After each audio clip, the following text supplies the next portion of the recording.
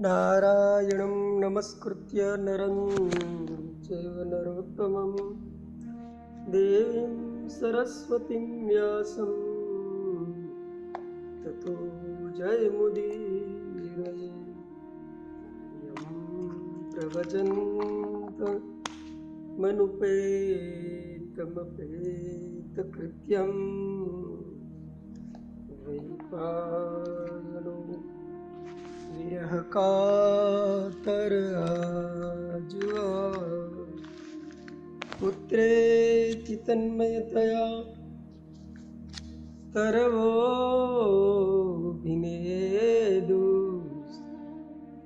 तं सर्वभूत हृदयं मुनिमानतोऽस्मि। प्रह्लादनारद पराशर पुण्डरीक व्यासाम्बरीष शुक शौनक भीष्मदाल्भ्यां रुक्माङ्गदार्जुन वसिष्ठ विभीषणादीन् वन्द्यानिवान् परमभागवतान् नमामि। वसुदेवसुतं देवं कंसचाणूरमर्दनं देवकी परमानन्दं कृष्णं वन्दे जगद्गुरुम्।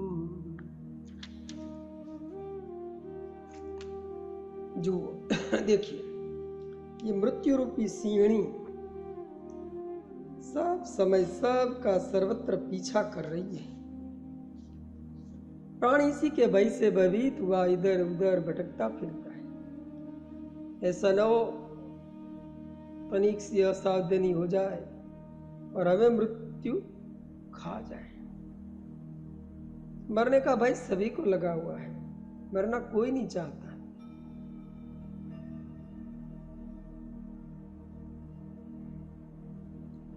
तनिक सी बीमारी हुई तुरंत वैद्य जी के पास चले जाते हैं। देखिए मैं क्या हो गया, मृत्यु तो ना हो जाएगी, इसका कोई उपाय बताइए, कोई औषध दीजिए जिससे ये रोग छूट जाए, मृत्यु का भय दूर हो जाए। किंतु मृत्यु भय इन संसारी उपाय से नहीं छूटता। तो मृत्यु रूपी सिंहनी तो तभी निवृत्ति होगी जब तुम सर्वोत्तम भाव से भगवान की शरण में आ जाओ। संत जनों के कहे शास्त्र सम्मत साधन का श्रद्धा भक्ति से सहित पालन करोगे और अपने आप को उन्हीं की कृपा पर छोड़ दो, तभी तुम्हारा पीछा मृत्यु छोड़ सकती है, तभी तुम स्वस्थ हो सकते हो। सम दुख सुख स्वस्थ, तभी निर्भय होकर पैर पसार कर सो सकते हैं। मृत्यु से बचने का भागवत कथा श्रवण और भगवत स्मरण तथा चिंतन के अतिरिक्त अन्य कोई साधन नहीं। सूत जी के मुनियों गोकर्ण के पूछने पर विष्णु पार्षदों ने जब भाव वेद की व्याख्या की तो गोकर्ण ने कहा, हे हरिदासो, श्रोताओं की भावना से फल में भेद हो सकता है, तब तो सभी को भिन्न भिन्न फल मिलेगा। विष्णु पार्षद ने कहा, बात तो ऐसी ही है, एक पंक्ति में बैठकर सहस्रों भोजन कर रहे हैं, खाने के पदार्थ वे ही सबके लिए, परसने वाले भी एक ही है,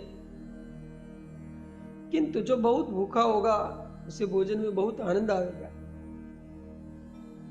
जिसे भूख ना होगी उसे उससे कम आनंद आएगा। और जिसे कभी कभी लड्डू मिलते हैं तो पेट भर के फिर भी और खा जाएगा, और जिन्हें नित्य लड्डू मिलते हुए तो 2-4 खाकर ही तृप्त हो जाएंगे। जिसे पित्त संबंधी रोग होगा, स्वाद बिगड़ गया होगा, उन्हें मीठे लड्डू भी विष जैसी लगेंगे। वस्तु एक परोसने वाले की एक रुचि के अनुसार स्वाद में भेद हो जाता है। यदि परोसने वाला मुंह देखकर अपने स्वार्थ वश भेदभाव से परोसता है तो फिर क्या करेगा, तो तो भिन्नता आ ही जाती है। इसलिए श्रोता के साथ वक्ता का भी भाव देखा जाता है। जो भागवत वक्ता केवल कर्ण लोभ से ही जिसे तैसे कथा सुनाते रहते हैं, उसकी कथा का इतना प्रभाव नहीं होता। उन्हें कथा से पैसा मिल जाता है, लोगों का कुछ समय के लिए मनोरंजन हो जाता है। अन्य संसारी कार्यों की अपेक्षा तो वह भी श्रेष्ठ है। इतने समय तक दूसरों की निंदा स्तुति से बच जाते हैं। भगवत गुणगान को कान में पढ़ने से कान पवित्र हो जाते हैं। इच्छापूर्वक सुनने से भी हृदय पर कुछ न कुछ तो प्रभाव तो पड़ता ही है। तो गोकुल जी ने पूछा, श्रोता के मुख्य नियम बताए जिससे पालन से उसे पूर्ण फल मिल जाए।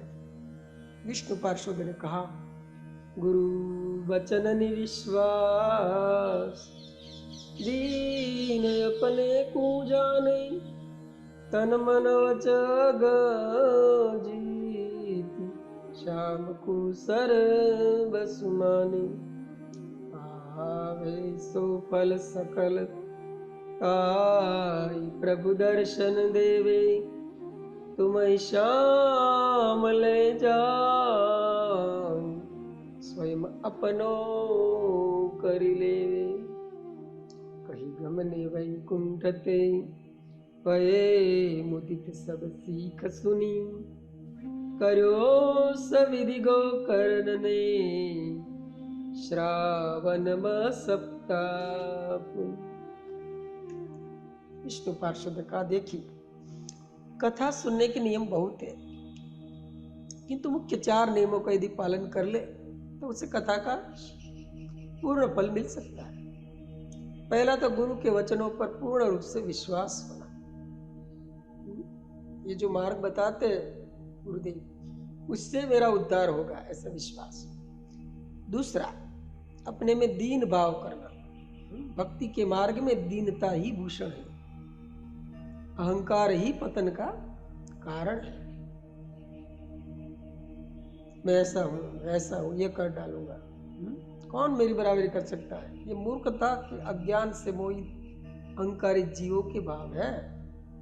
ये मूर्खता के अज्ञान से मोहित अहंकारी जीवों के भाव है। भगवत भक्त संत महात्माओं की सेवा करना, सभी को सेवक समझना, सभी में भगवान का भाव करके प्राणी मात्रों को उनका ही रूप समझकर नमन करना, ऐसे दीन नम्र भगवत भक्त को कथा का पूर्ण फल मिलता है। तीसरा नियम है मन और क्रिया जनित दोषों से यथाशक्ति बचते रहना और कथा में स्थिर मति रखना। यदि श्रोता इन 4 नियमों का पालन करे तब तो उसे कथा का पूर्ण फल मिलेगा। शौनक जी का सूत जी इन चारों की थोड़ी तनिक सी व्याख्या करके समझाइए। सूत जी बोले, महाराज आप तो जानते ही है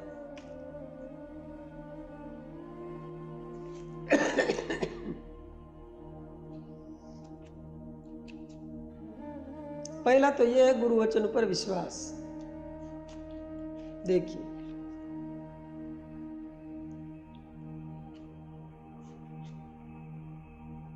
जो कार्य सविधि किया जाता है उसका तो फल जैसा होना चाहिए वैसा ही होता है, और जो विधि की ओर ध्यान न देकर मनमानी करते हैं उन्हें जैसा चाहिए वैसा फल नहीं मिलता है। कभी कभी विपरीत फल हो जाता है। इस विषय में एक दृष्टांत सुनिए। एक आदमी की एक गौ थी। वह नित्य 5 सेर दूध देती थी। एक दिन उसका पेट फूल गया। वो चिकित्सक के पास गया और बोला, मेरी गौ नित्य 5 सेर दूध देती थी, आज न जाने क्यों उसका पेट फूल गया।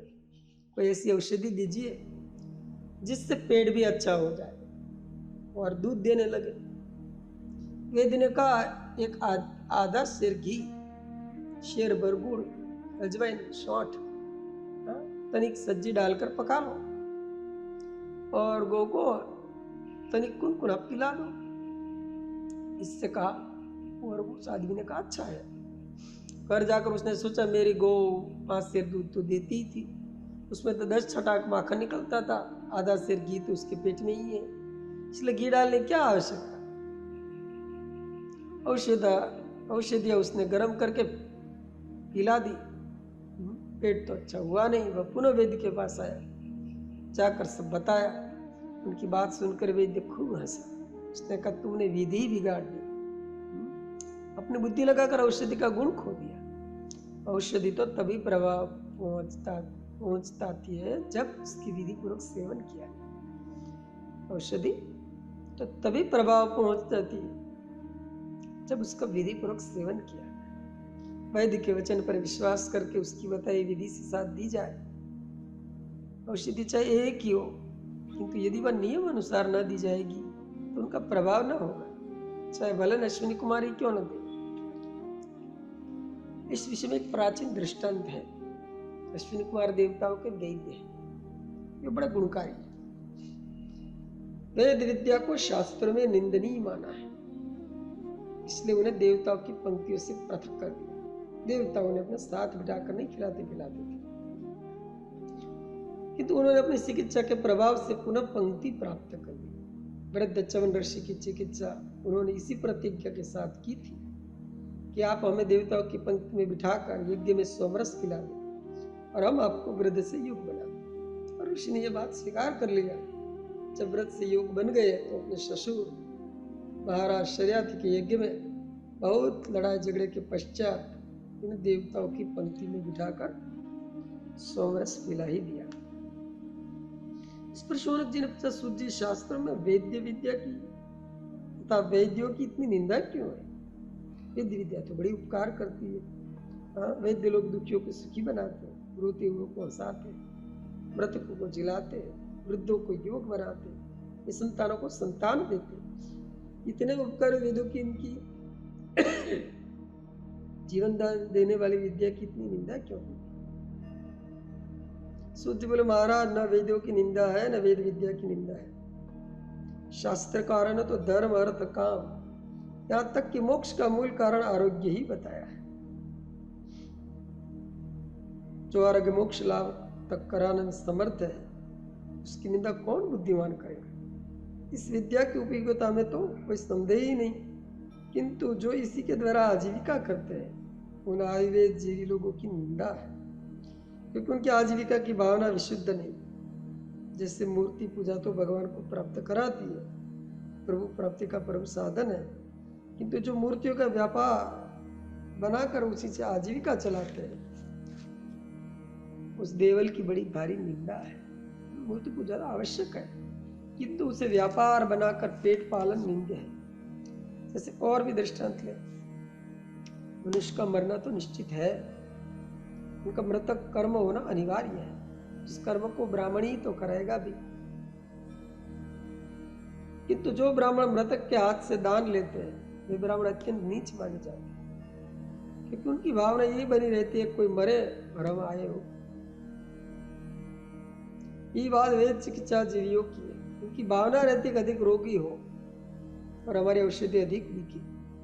कार्य कोई बुरा नहीं, व्यक्ति कोई निंदनीय नहीं, लोक में सभी कार्य आवश्यक है, उपयोगी है, उपकारक है, किंतु शास्त्रों में जो कार्य निम्न श्रेणी के बताए हैं उनसे आजीविका चलाने की जो वृत्ति है उसकी निंदा है। जैसे अस्त्र शस्त्र बनाने वाला नीच माना गया है, क्योंकि उनसे जन संहार होता है।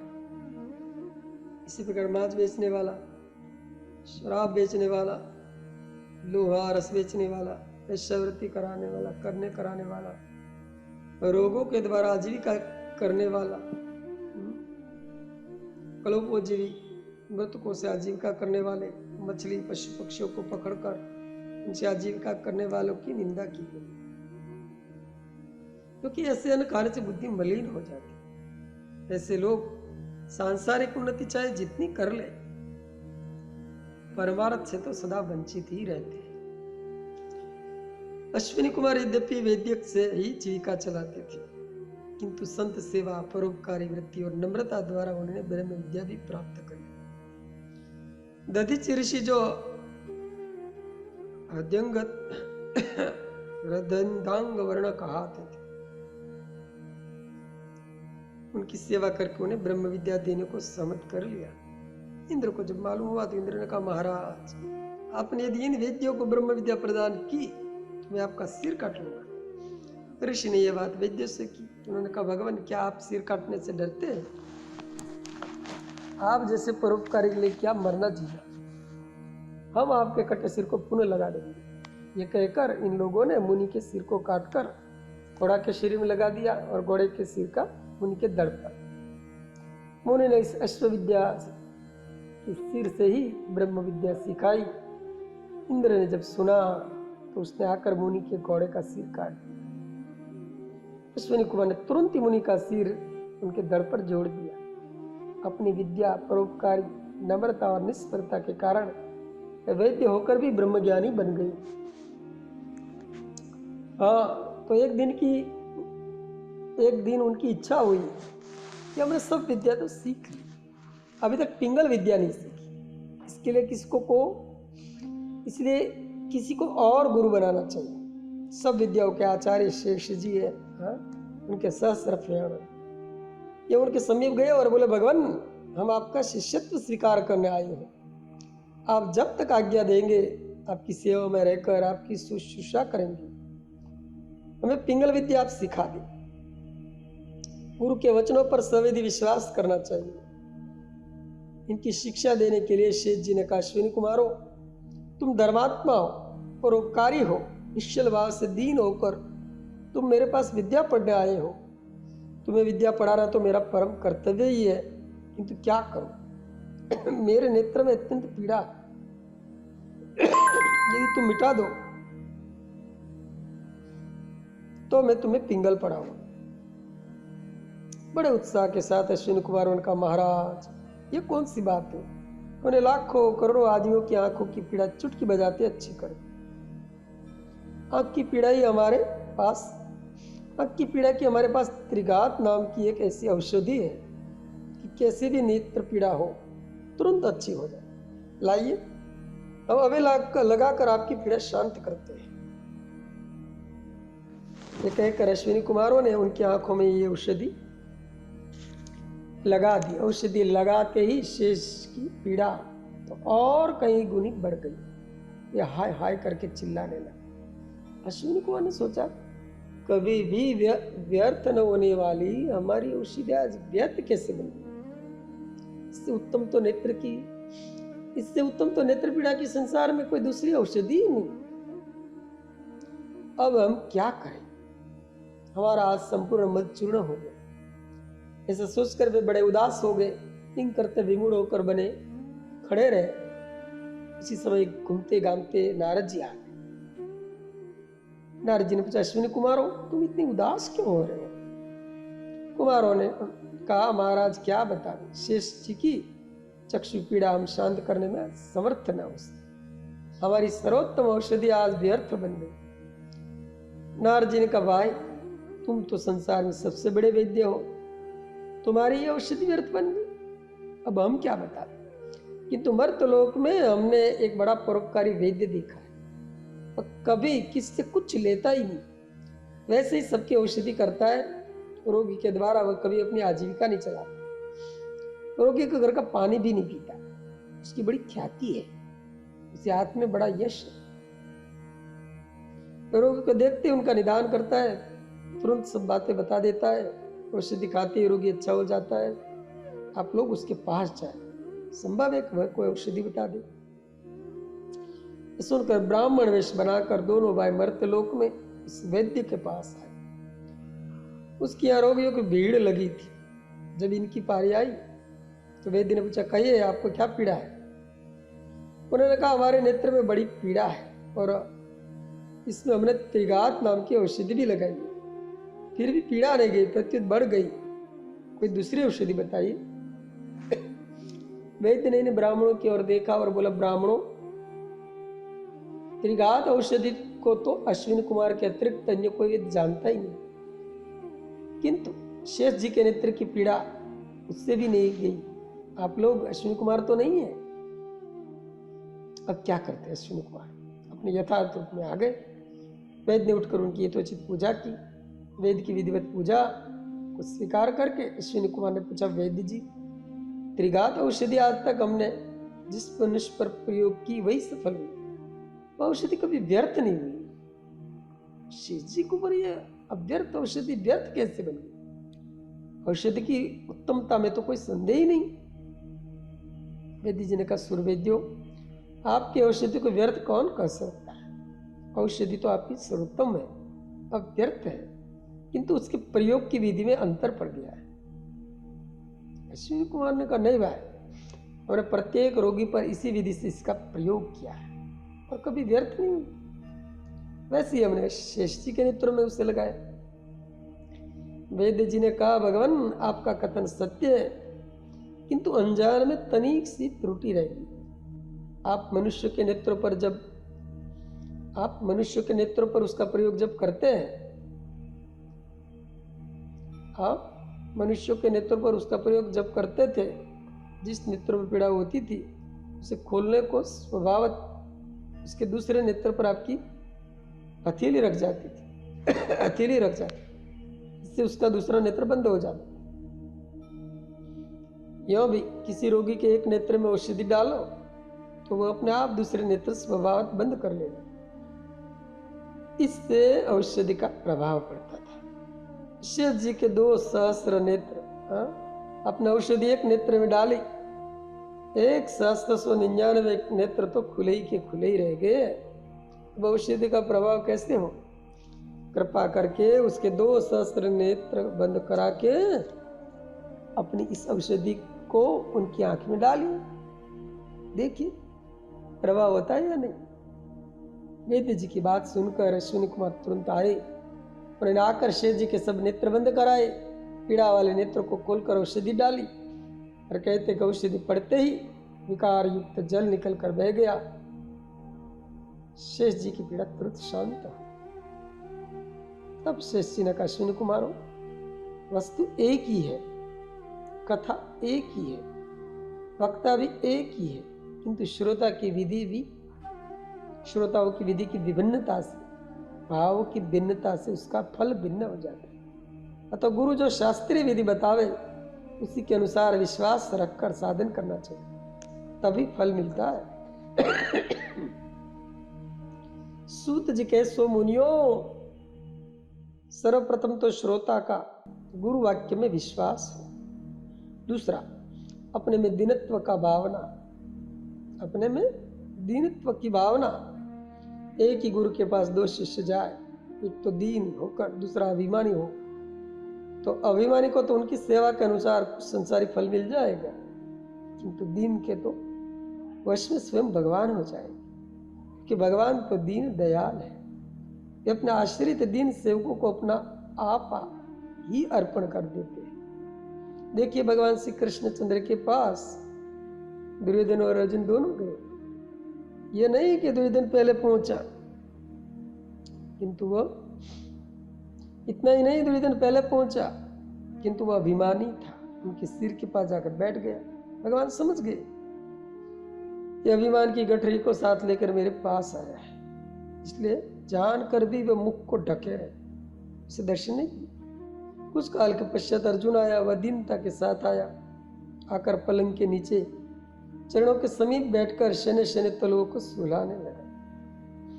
भगवान ने तुरंत ही अपना आवरण हटा दिया और अपने विनम्र दीन भक्तों को दर्शन देने उठकर बैठ गए और बोले, कब आए प्यारे? तब तक अभिमानी दुर्योधन बीच में ही बोल उठा, देखो कृष्ण, पहले मैं आया हूं, पहले मेरा अधिकार है। तब भगवान ने अंगड़ाई लेते हुए कहा, अच्छा कौरवराज, आप भी बता रहे, धन्यवाद, पहले आप ही आए होंगे, किंतु मैंने तो पहले अर्जुन को ही देखा, इसलिए पहले मैं इसी को जो कुछ दूंगा। युद्ध ने कहा, नहीं, ये बात नहीं, आप अपनी संपूर्ण सेना आपको मुझे ही देनी पड़ेगी। भगवान ने पूछा, अर्जुन तुम्हें क्या चाहिए? अर्जुन ने कहा, महाराज मुझे कुछ नहीं चाहिए, मुझे आप चाहिए। भगवान ने कहा, मैं लड़ूंगा नहीं, शस्त्र नहीं उठाऊंगा। अर्जुन ने कहा, आप कब किससे लड़ते हैं? आपके लिए तो शत्रु मित्र सब समान है, लड़ने को तो हम संसार लोग बहुत है, आपको तो मुझे दर्शन चाहिए, आपका तो मुझे दर्शन चाहिए। आप मेरे हृदय में भीतर और रथ पर बाहर मेरे पास बैठा रहे, सूत जी के मुनियों, भगवान के समीप दोनों ही समान रूप से गए। यह नहीं कि यही नहीं, 2 दिन पहले गया किंतु वह अभिमान सहित गया। उसे मिले मरण धर्म हिंसा करने वाले सैनिक। अर्जुन पीछे गया किंतु नम्र बनकर गया। उसे मिले लड़ाई झगड़ा से विरत, हंसते हुए सेवा पर निरंतर रथ पर बैठे श्याम सुंदर। जिधर हंसते हुए श्याम सुंदर है उधर ही तो श्री है, उधर ही विभूति है, उधर ही विजय है। नम्रता भगवान को भी विनम्र सेवक बना देती। सूत जी कहे, सुमुनियों, श्रोता में दूसरा प्रधान गुण होना चाहिए नम्रता, दीनता की भावना, और तीसरा गुण होना चाहिए मनोदोष जय। दोष सभी मन से ही होते हैं। मन में दोष न हो तो वाचा और कर्म से दोष हो ही नहीं सकता। फिर भी ऋषियों ने इनके 3 भेद कहे। मन द्वारा जो देह से होते हैं उसको शारीरिक दोष कहते हैं, मन द्वारा जो वाणी से होते हैं उसको वाचिक दोष, और जो केवल मन से ही होते हैं उसे मानसिक दोष कहते हैं। किसी भी वस्तु को अन्याय से छिपा कर या बलपूर्वक उठा लाना, किसी को मारना, कष्ट पहुंचाना, अपनी धर्मपति को छोड़कर अन्य संसर्ग करना, इस प्रकार जो शरीर से किए जाने वाले पाप है इसे शारीरिक दोष कहते हैं। व्यर्थ की बातें बोलना, अनावश्यक बोलना, बहुत बकबक करते रहना, दूसरों की निंदा करना, अश्लील हंसी विनोद करना, गाली देना, कड़वे वचन बोलना, असत्य बोलना तथा जो बात नहीं बोलनी चाहिए उसे बोलना, ये वाणी के दोष है। संसारी वस्तु में अत्यधिक तृष्णा करना, दूसरे से द्वेष करना, मन से दूसरों का अनिष्ट सोचना, काम वासना को मन में स्थान देना, इस प्रकार काम, क्रोध, लोभ, मोह, मद और मत्सर, ये भावों को मन में स्थान देने का नाम मानसिक पाप है। भागवत सप्ताह के श्रोताओं को इनसे यथाशक्ति सावधानी के साथ बचे रहना चाहिए। इस प्रकार जितेंद्रिय होकर जो कथा सुनता है वह कथा के पूर्ण फल को प्राप्त करता है। सूत जी कहते, मुनियों, चौथा प्रधान नियम है कथा में बुद्धि को स्थिर रखना। देखिए, श्रोता 4 प्रकार के होते हैं, एक तकुआ, एक बकुआ, एक सूप और एक चलनी। अब इसके लक्षण सुनिए। चरखे में जो लोहे का तकुआ होता है ना, जिस पर सूत लपेटा जाता है, उस पर कैसा भी अच्छा बुरा मोटा पतला सूत हो लपेट ही लेता है। फिर उस पर जब अधिक पिंडी लिपट जाती है तो उतार दी जाती है, ये दूसरी काटी जाती है। इसी प्रकार एक श्रोता ऐसे होते हैं जो वक्ता की ओर ताकते रहते हैं और जो भी कहे सबको धारण कर लेते हैं, उसमें विवेक नहीं करते कि कौन सा विषय कैसा है। एक होता है भकुआ। भकुआ वे कहते हैं जो चबा चबा कर खाते ही रहते हैं। कथा में जो भी सुना थोड़ा मनन करके उसे पचा जाता है, किसी विषय को छोड़ते नहीं। अब तीसरे होते सूप के सदस्य। कथा में 3 तरह के वचन होते, रोचक, भयानक और व्यर्थ। रोचक तो ऐसे होता है किसी विषय में रुचि बढ़ाने के लिए एक विषय को विस्तार से दृष्टांत देकर समझाया जाए। भयानक वे वाक्य है कि विषय में प्रवृत्ति हटाने के लिए उनकी अत्यधिक निंदा की जाती है, भय दिखाया जाता है। यथार्थ तो यथार्थ है ही, जैसा कहते संवर्णन कर। सूप में अन्न, कूड़ा करकट सभी भरकर फटका जाता है। सूप कूड़ा करकट तथा सड़े धुने अनाज को तो बाहर फेंक देता है, अच्छे को उसी में रख लेता है। वैसे ही सूप के सदस्य श्रोता जो भगवान की भक्ति, भगवान नाम, महिमा आदि के अत्यंत मधुर विषय है, उन्हें तो ग्रहण करता है और प्रकृति को फंसाने वाले काम्य कर्मों के प्रसंगानुसार प्रशंसा परक वचनों को त्याग देता है। भगवान की विशुद्ध हेतु पराभक्ति को ही वे ग्रहण करते हैं। चौथी चलनी के सदस्य होता है। चलनी में भूसी सहित आटा भरा जाता है। चलनी अच्छे आटे को नीचे गिरा देती, भूसी भूसी को अपने पास रख लेती। इसी प्रकार जो शुद्र श्रोता होते वे तत्व की उत्तम बातों को त्याग देते, प्रसंगानुसार जो मनोरंजक दृष्टांत या काम्य कर्मों के प्रसंग परक वचनों को अपना लेते हैं। सूत जी कह रहे, सुमुनियों, श्रोताओं के इन भेदों को कथा में स्थिर बुद्धि होकर विवेक पूर्वक सब बातों को सुने, फिर उसका मनन करे, यदि ध्यान करे तो वही श्रोता कथा की यथार्थ फल को प्राप्त कर सकता है। जैसे धुंधुकारी प्रेत ने निराहार रहकर स्थिर बुद्धि से मनन निधि ध्यान पूर्वक सप्ताह श्रवण किया था। विष्णु पार्षदों ने यही उपदेश गोकर्ण जी को दिया था। शौनक जी ने पूछा तो हाँ सुत जी, फिर विष्णु पार्षदों ने गोकर्ण जी से क्या कहा? सूत जी बोले भगवान गोकर्ण के पूछने पर प्रभु पार्षदों ने उनसे कहा गोकर्ण अब के तुम अपने सभी श्रोताओं को सावधान कर दे, जो सच्ची लगन के हो, नियमों को सविधि पालन कर सकते हो, उन्हीं को रखें। इस प्रकार कथा सुनाने से आपको बड़ा भारी पुण्य होगा। गोकर्ण ने पूछा क्या पुण्य होगा महाराज, मेरे लिए भी ऐसा विमान आवेगा क्या? आप लोग के अंत समय दर्शन हो सकेंगे ना? हंसकर भगवान के पार्षद बोले गोकर्ण जी आप कैसी बात कर रहे हैं महानुभाव, आप तो तरन तारन है, स्वयं तो तरेंगे ही, बहुत से जीवों को अपने साथ तार। हमारी तो बात ही क्या, स्वयं साक्षात गोलोकवासी गोविंद ही आपको लेने आए, ये अपने गोलोक में आपको सदा के लिए रखेंगे। आप जीवों के कल्याणार्थ पुनः श्रीमद् भागवत सप्ताह करे। सूत जी के मुनियों इतने कहकर भगवान के पार्षद अत्यंत ताल स्वर सहित श्री कृष्ण गोविंद हरे मुरारे हे नाथ नारायण वासुदेव भगवान के सुमधुर नामों का कीर्तन कर। दिव्य रूपधारी धुंधुकारी भी उनके स्वर में स्वर मिलाकर दोनों हाथों से ताली बजाकर उनके साथ कीर्तन करने लगा। इस प्रकार वे सब कीर्तन करते हुए भगवान के लोक को चले गए। इधर गोकर्ण का सप्ताह आषाढ़ की पूर्णिमा को समाप्त हुआ।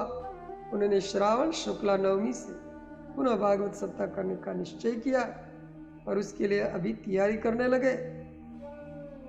अब वे जैसे सप्ताह करेंगे और उनके सप्ताह में अंत में जिस प्रकार श्रेणी प्रगटेंगे ये कथा में आगे वर्णन करूंगा। अपदत्त चित्तेन श्रवण करो। देखिए देखो एक सूर्य नारायण उदित होकर असंख्य घरों के अंधकार को दूर कर देता है। एक धर्मात्मा प्याऊ लगाते हैं, असंख्य यात्री उस पर अपनी प्यास बुझाते हैं। एक सामर्थ्यवान पुरुष औषधालय खोलते हैं, कितने रोगी वहां से औषधि लेकर रोग निवृत्त करते। जाड़ों में ठंड में एक मनुष्य इधर से उधर से ईंधन बटोर कर आग जलाता है, इससे कितने लोग अपनी शीत भगाते हैं, कितने छोटे बड़े आकर शरीर सेकते हैं।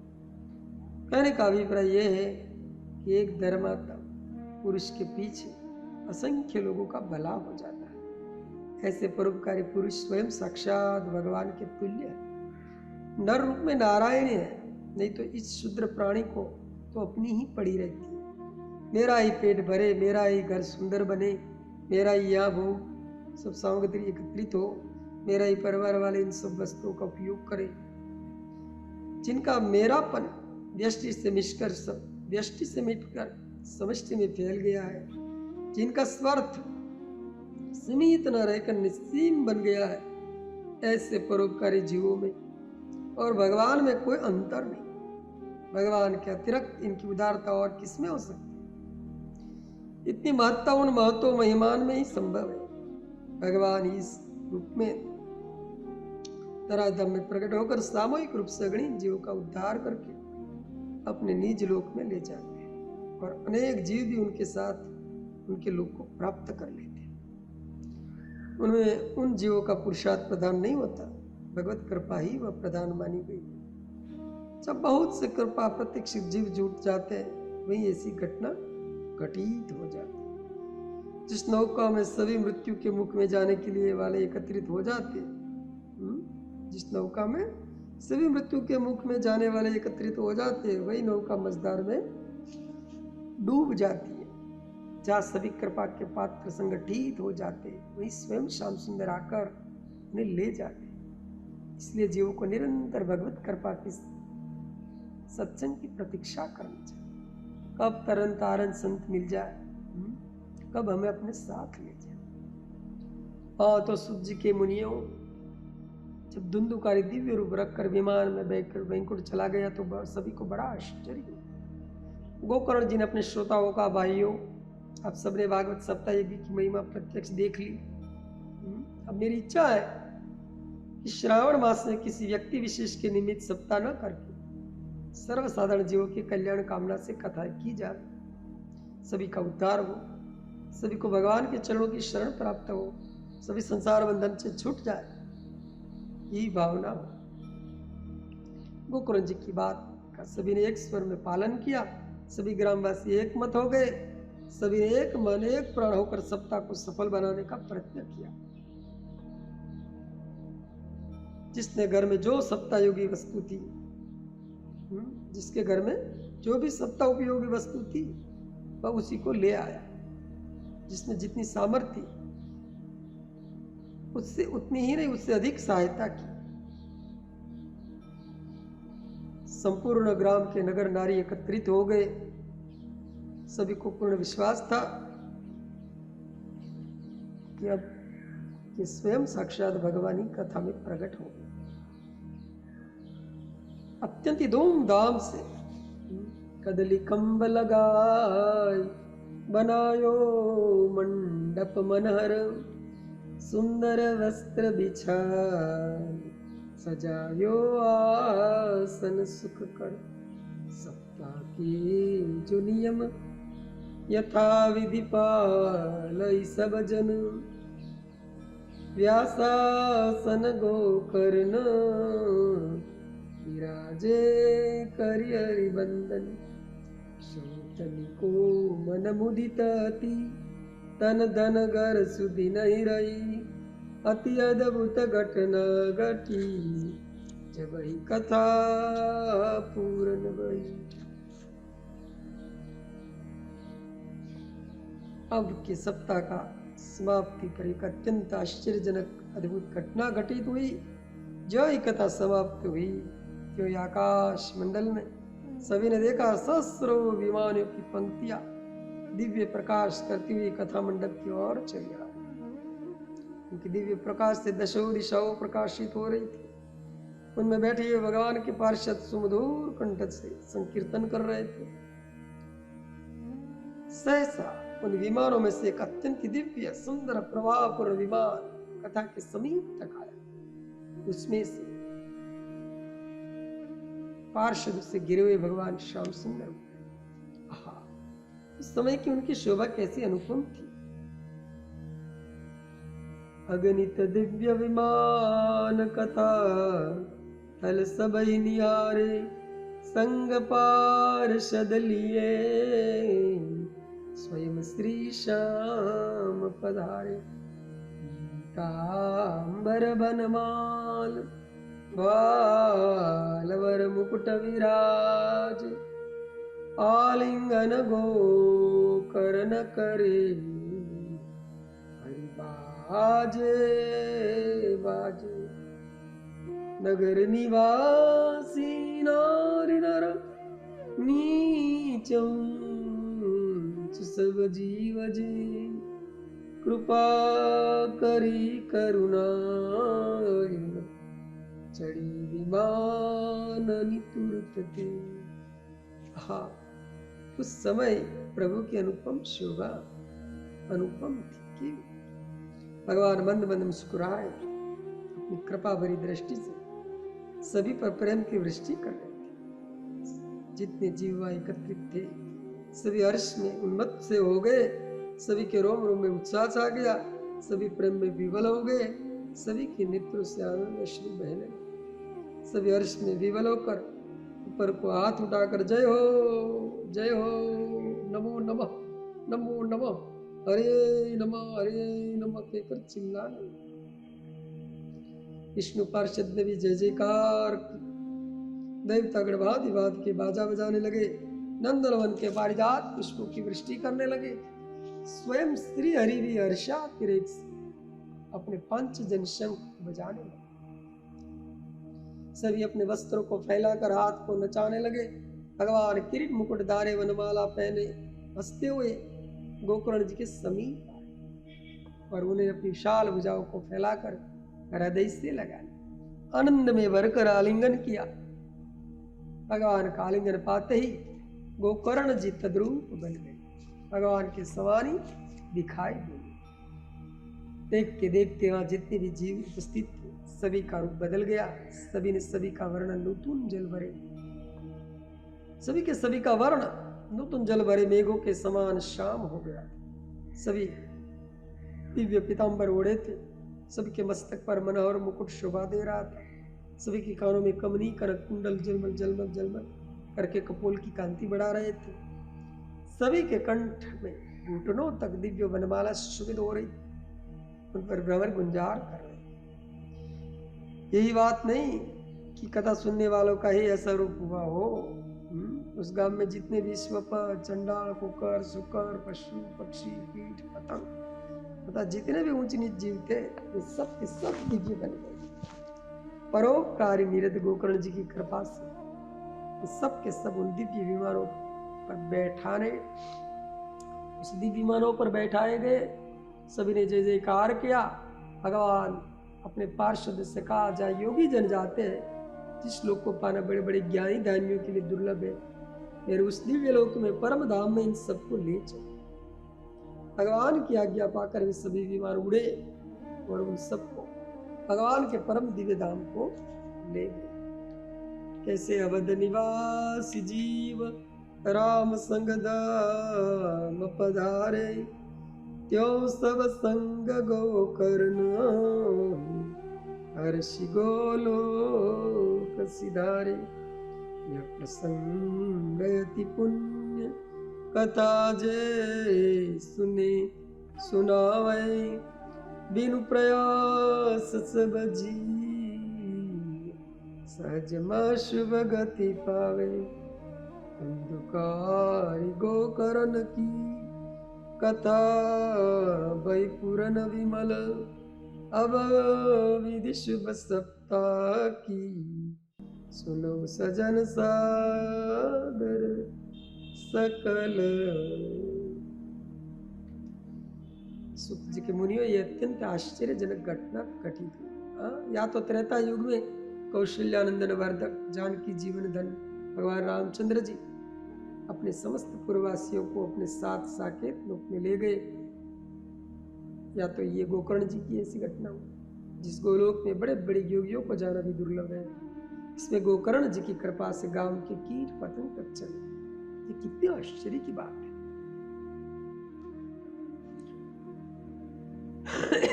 शौनक जी ने पूछा, सुत जी आपने तो कहा भावना के भेद से फल में भी भेद हो जाता है। तुम तो करें लगन से ध्यान पूर्वक कथा सुनी तो उसकी तो प्रेत योनि से मुक्ति हो गई, दूसरे ने असावधानी से सुनी इसलिए कुछ नहीं हुआ।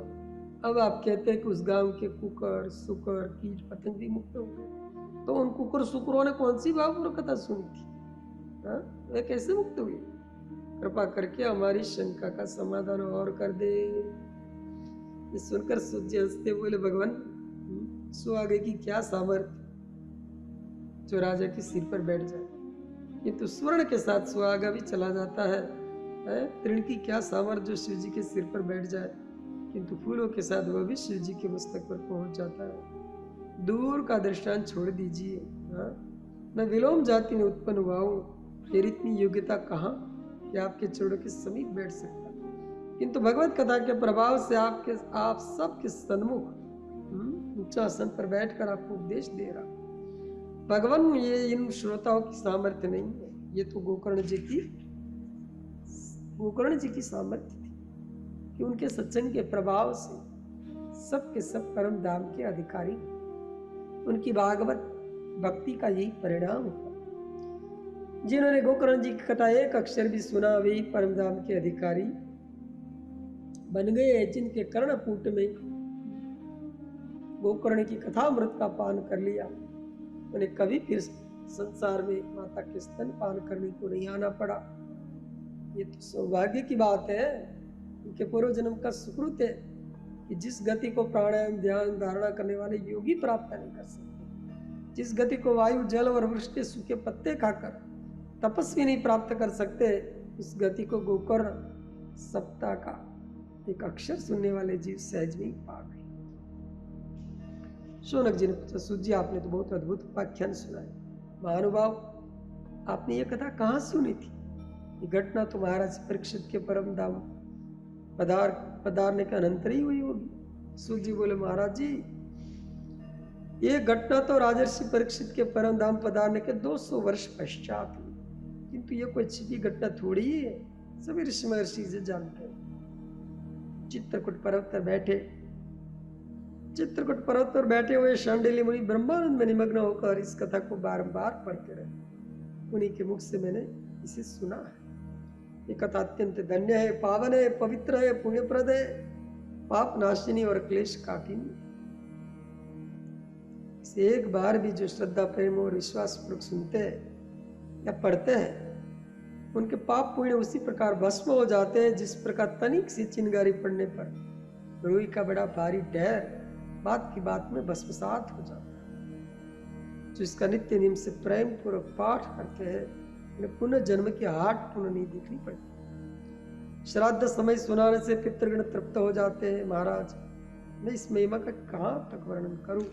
जिन शेष जी के सहस्त्र मुख और 2 सहस्त्र जिह्वा है, वे भी इनका महत्व नहीं कह सकते। मेरे तो एक ही मुख, और फिर उनमें एक ही जीवा है।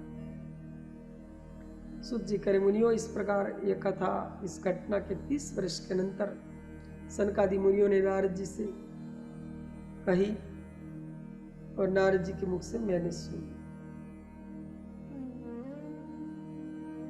शौनक जी ने कहा, तो सूत जी नारद जी ने वे पुनः सनकादि महर्षि से कौन सा प्रश्न किया?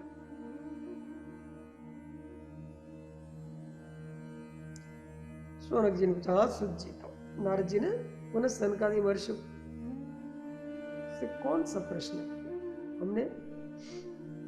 हमको ये सुनने में बड़ी भारी प्रबल इच्छा है, कृपा करके हमें नारद सनकादि संवाद की अलग कथा और सुना। सूत जी बोले, भगवान भागवत सप्ताह महात्म्य की कथा, महात्म्य के आख्यान तो सुने, अब हम भागवत सप्ताह की विधि और सुनाना चाहते हैं। भागवत सप्ताह कैसे किया जाए, उसमें कौन सी सामग्री जुटाई जाए। सूत जी करे, मुनियों नारद जी के प्रश्न पर सनकादि मुनियों ने जो ने भागवत सप्ताह की विधि बताई, उसे मैं आप सबको सुनाऊंगा। आप सावधान होकर श्रवण करें।